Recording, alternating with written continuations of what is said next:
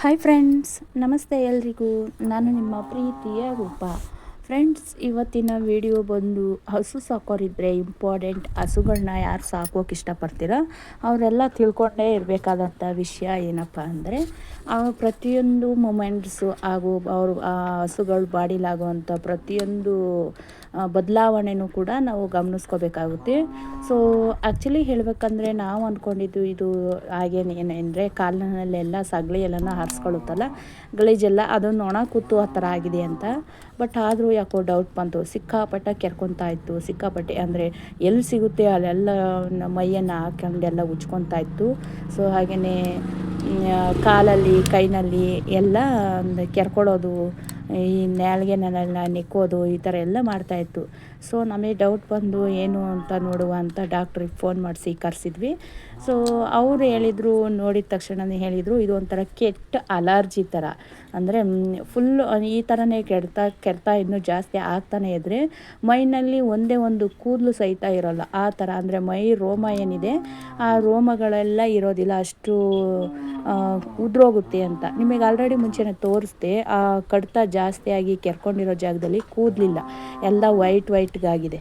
So ಈ ಥರ full body ಆದರೆ ನೋಡಲಿಕ್ಕೆ ಎಷ್ಟು ಅಸಹ್ಯವಾಗಿ ಕಾಣುತ್ತಲ್ಲ.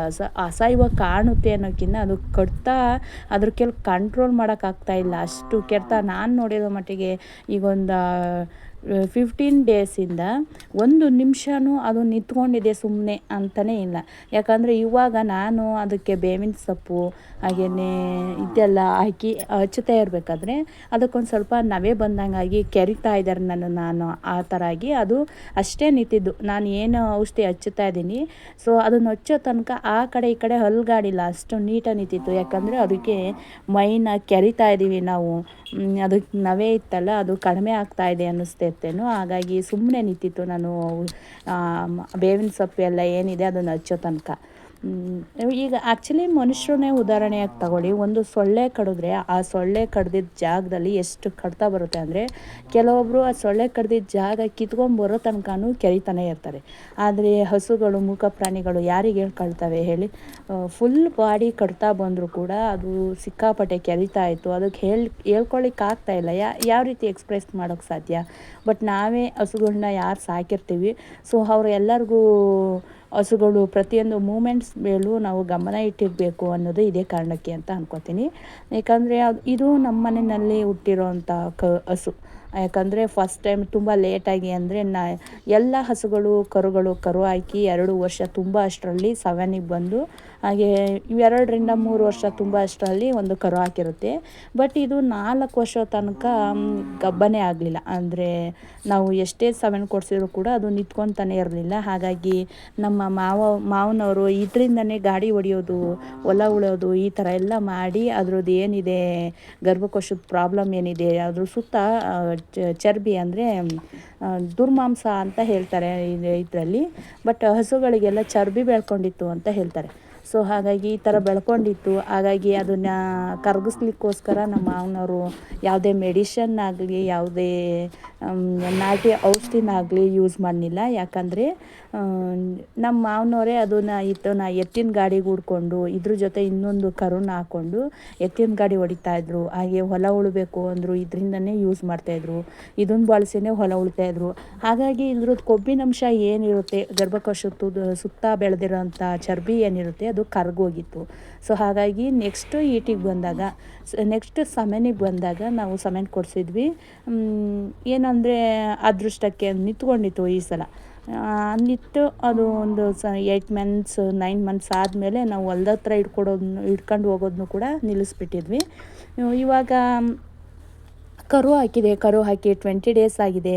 20 ಡೇಸ್ನಲ್ಲಿ ಸಿಕ್ಕಾಪಟ್ಟೆ ಕೆರ್ಕೊಳ್ತಾ ಇತ್ತು. ಯಾಕಂದರೆ ಇದು ನಮ್ಮ ಮನೆಯಲ್ಲಿ ಹುಟ್ಟಿರೋವಂಥ ಕರು ಇದರಿಂದ ತುಂಬ ಪ್ರೀತಿಯಿಂದ ಮನೆ ಬಿಟ್ಟೇ ಕಳಿಸಿರ್ಲಿಲ್ಲ, ಆಚೆಗೇ ಹಿಡ್ಕೊಂಬಂದಿರಲಿಲ್ಲ.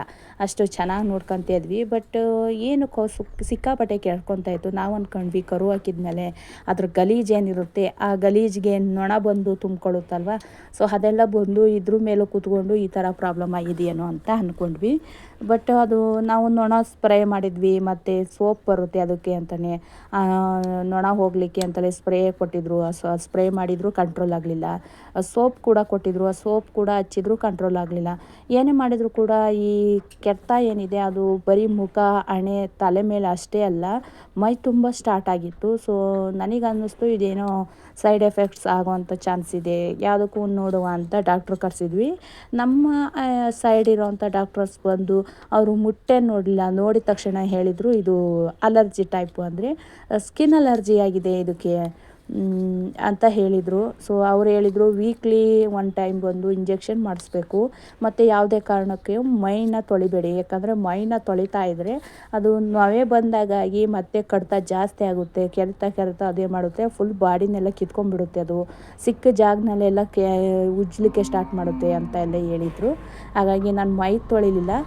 ಬಟ್ ಸಗಳಿ ಎಲ್ಲ ಮಾಡ್ಕೊಂಡಿತ್ತಲ್ಲ ಮೈನೆಲ್ಲ, ಹಾಗಾಗಿ ಮೈನಲ್ಲೇ ಇರೋವಂಥ ಸಗಳಿನೆಲ್ಲ ಹಾಗೆ ನಾವು ಕೋಮ್ ಬಳಸ್ತೀವಲ್ವ, ಕೋಮ್ನಲ್ಲಿ ಎಲ್ಲ ಕೆರೆದು ತೆಗೆದು ನಂತರ ಅದಕ್ಕೆ ನಾನು ಬೇವಿನ ಸೊಪ್ಪು, ಹಾಗೆಯೇ ಅರಿಶಿನ ಪುಡಿ, ಹಾಗೆಯೇ ಸ್ವಲ್ಪ ತುಂಬೆ ಸೊಪ್ಪು, ಹಾಗೆಯೇ ಸ್ವಲ್ಪ ಗರ್ಕೆ ಇಷ್ಟನ್ನು ಹಾಕಿ ರುಬ್ಬಿ ಮಿಕ್ಸಿ ಜಾರ್ನಲ್ಲಿ ಸಣ್ಣಗೆ ರುಬ್ಬಿ ಇಟ್ಕೊಂಡಿದ್ದೀನಿ.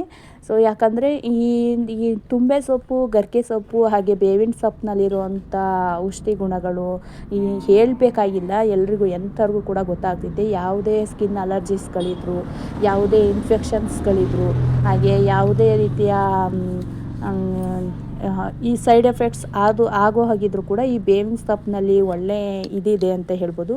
ಇದು ಬಾಡಿಗೆ ತಂಪು ಮಾಡುತ್ತೆ ಕೂಡ, ಹಾಗೆ ಯಾವುದಾರ ಬ್ಯಾಕ್ಟೀರಿಯಾಸ್ಗಳಿದ್ರೂ ಕೂಡ ಈ ಬೇವಿನ ಸೊಪ್ಪಿನಿಂದ ಹೊರಟೋಗುತ್ತೆ. ಹಾಗಾಗಿ ನಾವು ಬೇವಿನ ಸೊಪ್ಪನ್ನ ಯಾವುದೇ ಈಗ ರೀಸೆಂಟಾಗಿ 2 ಇಯರ್ಸ್ ಬ್ಯಾಕ್ನಲ್ಲಿ ಬಂದಿತ್ತು ತುಂಬ ಗಂಟು ರೋಗ ಅಂತ, ದನ ಕರುಗಳಿಗೆಲ್ಲ ಗಂಟು ರೋಗ ಅಂತ ಸ್ಟಾರ್ಟ್ ಆಗಿತ್ತು. ಸೊ ಆ ಟೈಮ್ನಲ್ಲೆಲ್ಲ ಬೇವಿನ ಸೊಪ್ಪು, ತುಂಬೆ ಸೊಪ್ಪು, ಗರ್ಕೆ ಹಾಗೆ ಸ್ವಲ್ಪ ಅರಿಶಿನ ಇಷ್ಟನ್ನು ಮಿಕ್ಸ್ ಮಾಡಿ ಮೈಗೆಲ್ಲ ಹಚ್ಚಿ ಆ ಗಂಟು ರೋಗ ಏನಿದೆ, ಗಂಟು ಬಂದಿದೆ ಮೈನಲ್ಲಿ, ಗಂಟಿಗೆಲ್ಲ ಹಚ್ತಾ ಇದ್ವಿ.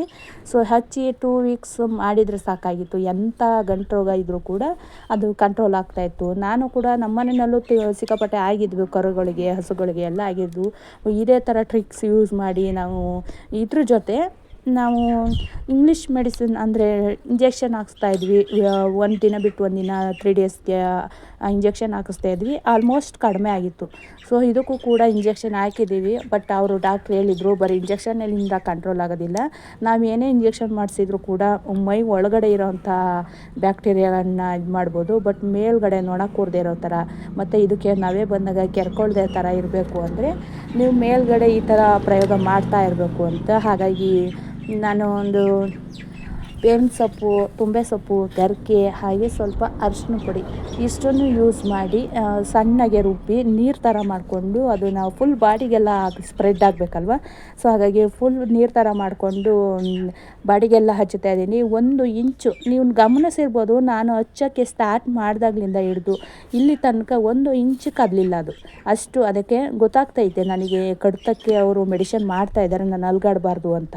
ಸೊ ಹಾಗಾಗಿ ತುಂಬ ನೀಟಾಗಿ ಹಚ್ಚಿಸ್ಕೊತು. ನಿಮ್ಮಲ್ಲಿ ಹಸುಗಳನ್ನ ಸಾಕೊಂಡಿದ್ರೆ ಪ್ಲೀಸ್ ಈ ಥರ ಏನಾದರೂ ಕಡಿತ ಬರೋದು ಅಥವಾ ಈ ಥರ ಕೂದಲು ಉದುರೋ ಅಂಥದ್ದು ಏನಾದ್ರು ಚಾನ್ಸಸ್ ಇದ್ದರೆ ನೋಡಿಕೊಂಡು ನೀವು ತಕ್ಷಣಕ್ಕೆ ಈ ಪ್ರಯೋಗನ ಮಾಡಿ, ನಾನು ಮಾಡಿರುವಂಥ ಬೇವಿನ ಸೊಪ್ಪಿನ ಪ್ರಯೋಗ ಏನಿದೆ, ಸೊ ಇದನ್ನು ಟ್ರೈ ಮಾಡಿ ನೋಡಿ, ನಿಮಗೆ ಯೂಸ್ಫುಲ್ ಆಗುತ್ತೆ ಅಂತ ಅನಿಸುತ್ತೆ. ಈ ವಿಡಿಯೋ ನಿಮಗೆ ಇಷ್ಟ ಇದ್ದರೆ ಪ್ಲೀಸ್ ಲೈಕ್ ಮಾಡಿ, ಶೇರ್ ಮಾಡಿ, ಕಮೆಂಟ್ ಮಾಡಿ.